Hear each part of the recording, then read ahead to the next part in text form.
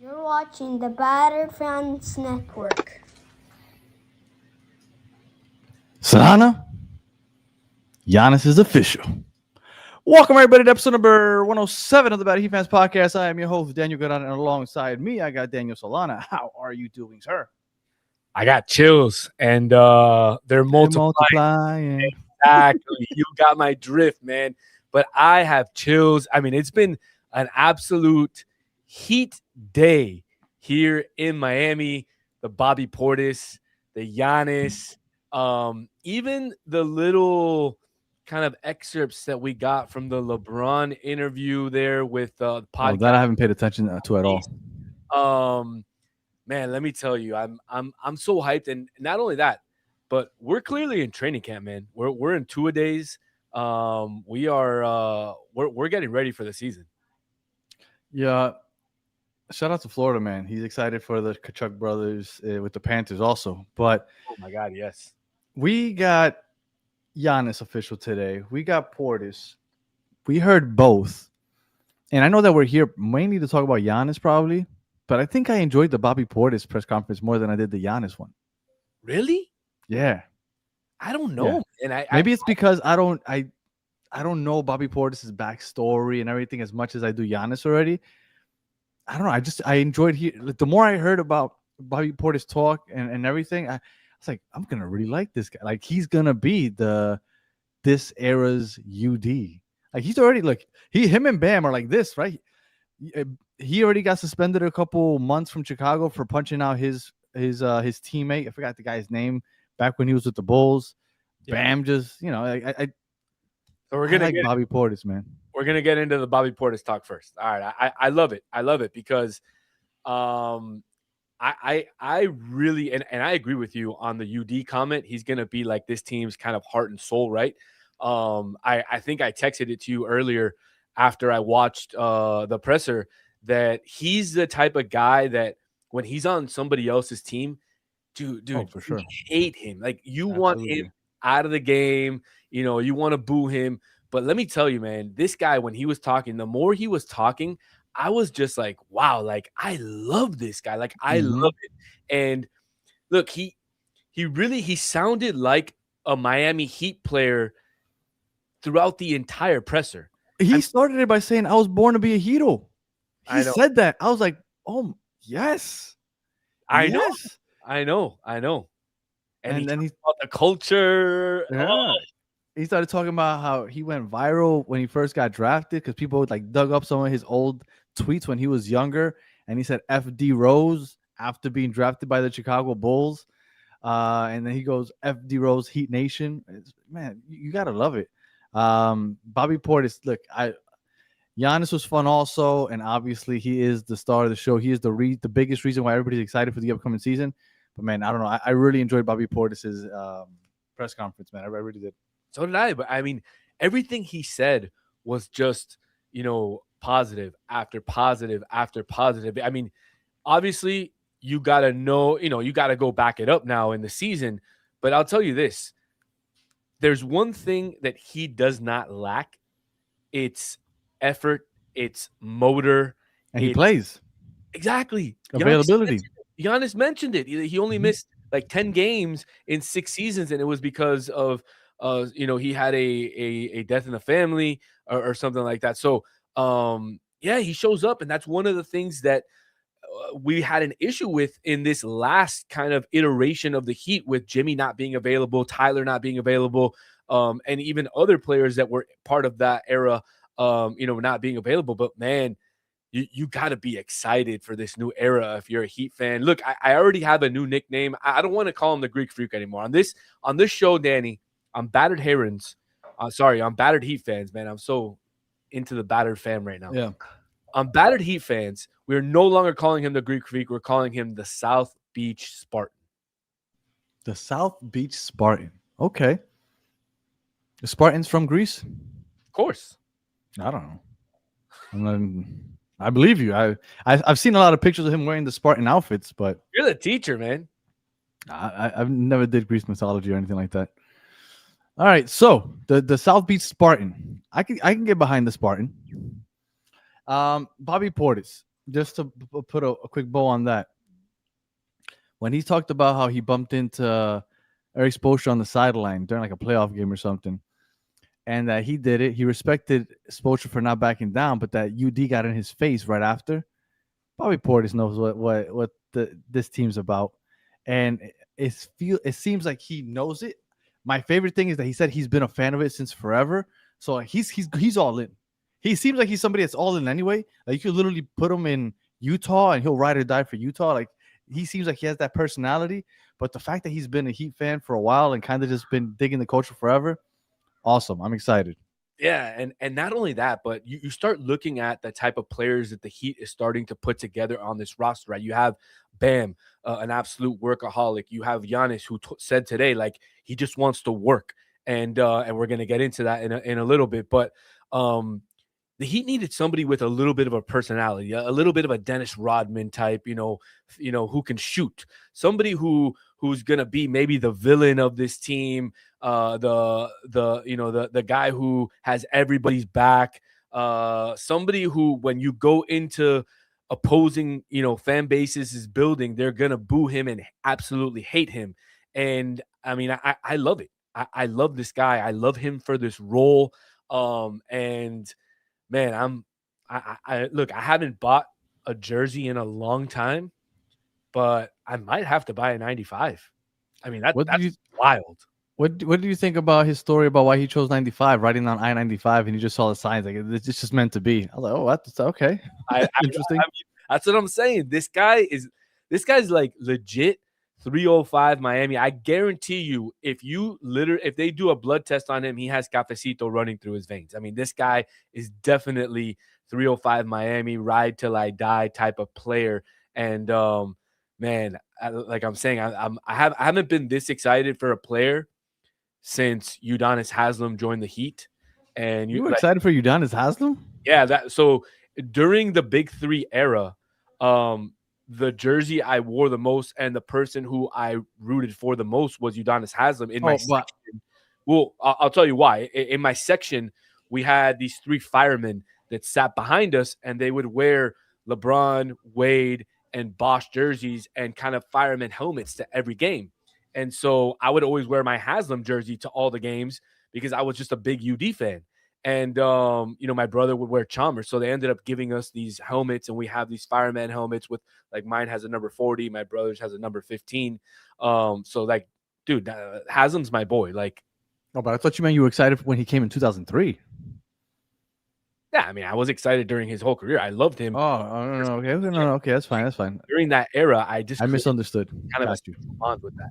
So, and I feel like I could have that bond with Bobby Portis as well. Yeah, Bobby Portis is awesome. I can already tell I'm gonna love that guy. But obviously, the main event, the main attraction, the reason that they did it separate is because Giannis came, he got introduced. It was his moment. It was his day.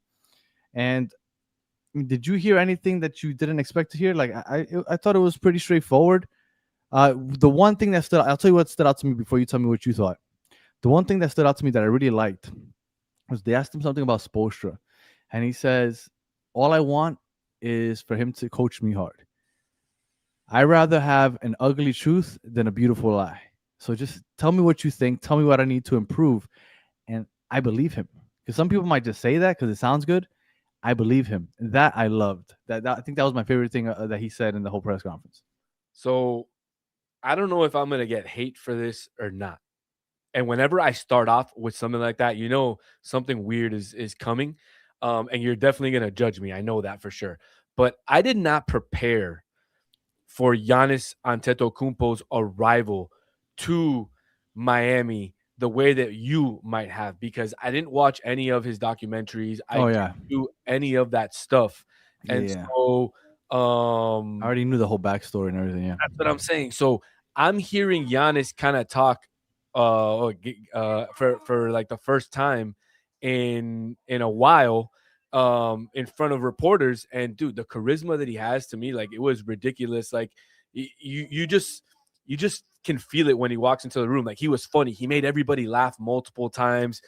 He was just comfortable with everybody. He was humble. He even answered a question in Greek, which was like I thought that was super. I didn't understand what they said. I would love to see the translation because I thought the question was interesting. I heard that she mentioned Bam and Spo and things like that. So, but I think that's what this fan base wants, somebody that they can connect with. And we kind of connected with Jimmy. We kind of we definitely connect with Bam. We've connected with Wade, and then this is kind of like the next iteration, the next era of the Heat, where Giannis is here, and he's not just happy to be here, but he even said it like, I'm looking forward to get in with the culture here, to in with the folks and see what the foundation can help the people, the local people and stuff like that. So, dude, this guy's all in, man. I mean, they even asked him questions about if he was going to retire here. He's like, look, I hope so. I understand that this is a business, and if I can make it that way, then that would be fantastic. But, dude, it was.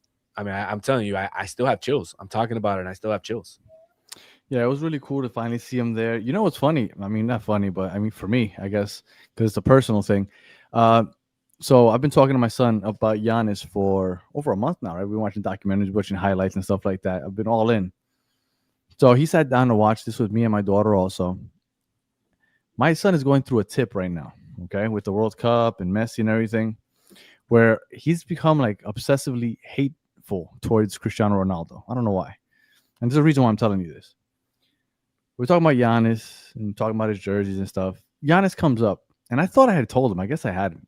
He comes up, and he holds up that Giannis Miami Heat jersey with the number 7. And my son couldn't be more disgusted. He's like, why does he have number 7? I thought he was number 34. I was like, he changed it. He's like, why number 7? I hate Ronaldo. I can never get his jersey now. I was like, relax, man. Relax. Not that serious. But seeing that number 7 there, him holding it up, it was cool.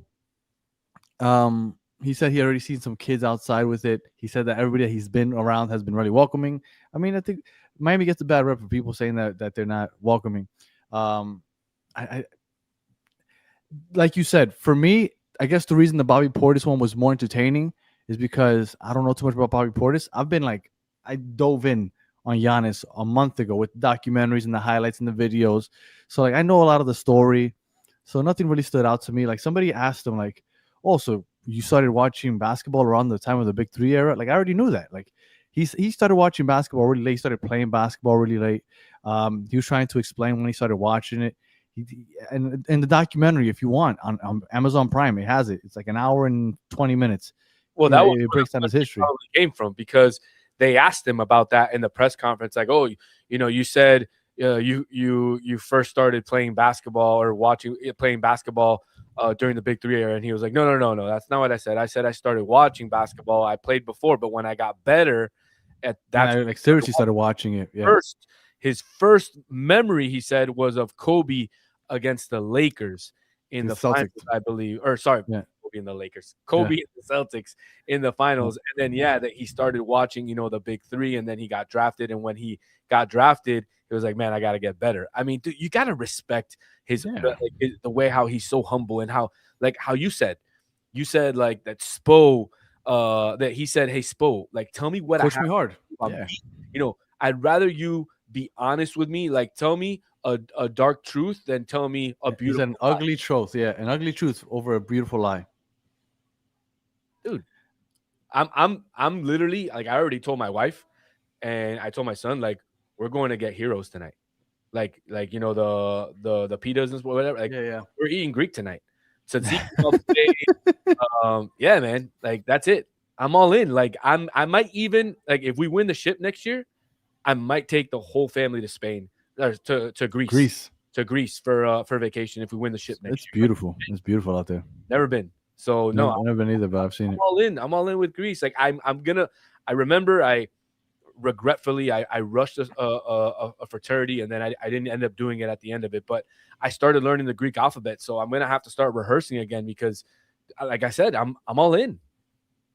Yeah, it was cool seeing him at the facility, taking shots at the practice facility. He saw the locker room. He's sitting next to Bobby Portis, and they're both next to Pelle Larsson. So that trio right there, I love to see that. Also, during the press conference, I don't know if you saw Pat. Somebody said, hey, you said that there was 2 planes. The first one landed. The other one, what about the second one? He didn't. He kind of danced around it. He said, it is what it is. We can't control that. What we can't control is what we do here, blah, blah, blah. But, I mean, look, you said LeBron was gonna be on Tyrese Halliburton's podcast. I told you I find it hard to believe that he'll say anything during there, and apparently he didn't. I don't know if you have anything. I didn't watch it, but I know that if he would have said something, it would have been everywhere by now. Well, I mean, Tyrese kind of dug at him and he's like, we know you have a big decision to make. And LeBron said, hey, we already talked about that in the back. And Tyrese is like, all right, let's not get into that. So LeBron kind of put to a stop, but he also had a point in the podcast where he kind of mentioned all the teams that were in play. Where he mentioned Golden State, he mentioned Philly, and he also mentioned the clip that we mentioned this morning about how the Heat wouldn't even be a playing team with him on the team. And so he did mention that. Look, at this point, I mean, like, touche, LeBron. You're trolling everybody. I honestly don't care where you go anymore. I would love for you to come to Miami, but I don't care. Like, you're just complete trolling everybody, and he's loving it. I mean, listen to Rick Ross, man. I don't know if you heard what Rick Ross said, but listen to what Rick Ross said. No, I didn't listen to Rick Ross. So before we wrap it up here, Pat Riley, I thought one thing that he said that I thought caught me off guard that he would say that publicly. I don't know if you heard when he goes, "Oh, I forgot to mention Bam. He's gonna hopefully he doesn't knock me out," or something along those lines about knocking him out. I was like, "Oof, too soon." Like I was very surprised that he would go there just very recently after the whole Bam Tyler punch in the face thing. But he said hopefully he doesn't knock me out. I thought that was very funny also. Can I tell you that it would not surprise me to see Heat Bucks opening night in Miami with this whole rivalry now starting to drum up with the Bam Hero, obviously Giannis's ex team, just everything going on. That would be must-see television. That's all. Like, I'm literally dreaming up the scenarios of what could happen. Like Tyler going up for a layup and just Bam laying him out one time. Nothing happening at all. Maybe just pure basketball. I don't know. We usually hype those things up and nothing ends up happening, but it would be fun. Yeah, I mean, pure cinema. All right, and then finally, now we're talking about the whole Bam Tyler thing. It came out that the NBA will not have any disciplinary actions against Bam Adebayo, which we figured, right? It really wasn't an NBA event. It happened on their own in Vegas. You shouldn't have been talking shit. You got what you deserved, and that's it. I think it's all done. It's all under the rug. I heard somewhere that Tyler Herro also wanted to move on. He doesn't want to even talk about it anymore. So it's water under the bridge at this point. Yeah, I agree. And look, the only comment that I kind of want to make is we always complain all the time that like the league is super soft and it's getting extremely sanitized, and really that they police everything so much with everything that goes on. So I'm kind of glad that they kind of just let two men settle it on their own terms, in a gym somewhere, not, in an NBA kind of setting or an NBA situation. So, look, I'm fine with it. It is what it is. But look, man, I got chills, man. I still got chills. I want to keep talking about Greek, and Giannis, and I'm still just so impressed with his poise and everything he talked about. Like, he just left me. Apparently, he hates iguanas. I don't know if you saw that. Yeah, first he said geckos, then he said he hates iguanas. Yeah, he hates iguanas. In my house, there's some. So I'll tell you what they're gonna throw at him in stadiums when we go away. I guarantee you, somebody's gonna throw some fake iguana or something at him. I guarantee you. Yeah, that would be funny. But I'm trying to remember if there was anything else that I saw that maybe we want to talk about before we get out of here. Now, one quick thing that I did want to talk about before I get to any more clips or to bring up any more clips. One thing I noticed is that in the background where they had the logo for the arena and the team logo, it was baby blue and pink, like the whole Vice colors. Do you think they're eventually going to just go permanently to that? Would you want them to go permanently to that? No. I have a very soft spot for the black, red and white. I I think they should continue being those colors. But man, it looks really nice. Those colors just are super smooth. I really hope that they keep it in the rotation of uniforms for the next seasons, because I mean, seeing Giannis in that kind of vice white 7. I mean, look, we got our figure we get a little change ourselves. Go Vice for a little bit, because it looks like the Heat is going it. Can I throw something out there? Hmm. If LeBron does come to Miami, and then I'm gonna go conspiracy theory on you. If LeBron does come to Miami, he would wear 6, I imagine, right? Because that's what he wore when he was here. Yeah, but supposedly they retired with Bill Russell. I don't know if he's allowed to still wear it. All right, but let's say he does. Okay. Giannis is 7. 6 Mhm. plus 7 is 13. You have your Bam. top players, and just throwing it out there, man. Tomorrow's the shop, so maybe we'll get something tomorrow. There, I believe that there you might hear the decision. I wouldn't be surprised if Brian Windhorst and Shams or somebody comes out and like, hey, we've heard that LeBron is ready to relieve you where he's going during his episode of the shop tomorrow. Like, that wouldn't surprise me. That I expect. Can I tell you that if he were to get like the WWE producers to produce that segment, it would be unbelievable. Like, could you imagine if, like, let's say he picks the Heat, right? Let's say he picks the Heat, and all of a sudden he's in like the barbershop chair, and they're cutting him up, or doing whatever they do on his show, and like Pat Riley walks in, like barges in, like you hear the glass clean, Pat Riley walks in with the contract, and like with the fireworks going off, whatever, and he puts it down. LeBron James kind of looks at it and puts it on the table and like signs it. Or I don't know. It would be kind of Vince McMahon Stone Cold type thing. Dude, it would be nuts. Like, that would be revolutionizing the NBA and doing like these. Like, can you imagine the players that would then go and produce those types of videos to announce their signings going forward? I mean, But see, I think that's the issue, is because I think it's borderline that LeBron can get away with it, because I think if he does that, people that hate on LeBron are already going to call him more of a diva and an attention seeker for doing something like that. I don't care if it's not. I don't care if it's Dan Gilbert that's walking into that barber. No, I get it. Contract. That would be like, I just don't care anymore. It would just be amazing. Like, dude, start turning the. I don't know. It would just. But LeBron could probably get away with it, even though that's borderline. But if he does that, you're gonna have a bunch of other people doing stupid shit. You know what that reminds me of? Remember, when college kids, when they have their commitment day and they put on a hat, then they take oh my god, it's so annoying. Now everybody's doing that crap. Put one hat, take it off, put the next hat, and it's like, just tell us where you're going, homie. But that's what I'm saying. Like, he's not gonna have to do it. Just have one of the owners or one of the presidents just barge into there with the contract and have it signed. Like, it would be the first time maybe that it gets signed live on air or something crazy like that. I don't know, but he can make history again. Like, yeah, no, I think that's not happening. But I do think that we're gonna find out tomorrow during the shop. And if we don't, then I have no idea when the hell we're finding out. If tomorrow comes and goes, and during his show, because that's his show, if during his show he doesn't announce it, then I have absolutely no idea when this is happening. At that point, it has to be after the World Cup on Monday or Tuesday or Wednesday at some point next week. But like, it's been cute. We are now over 2 weeks into free agency. It's time to put an end to it. So, like, even my daughter is sick of it. She's crying because she's kind of tired of this whole thing playing out. That's right. I don't care anymore, man. Just announce it. Just let us know. Let us know. So if we got to get DeMar and Clay, those are my last words.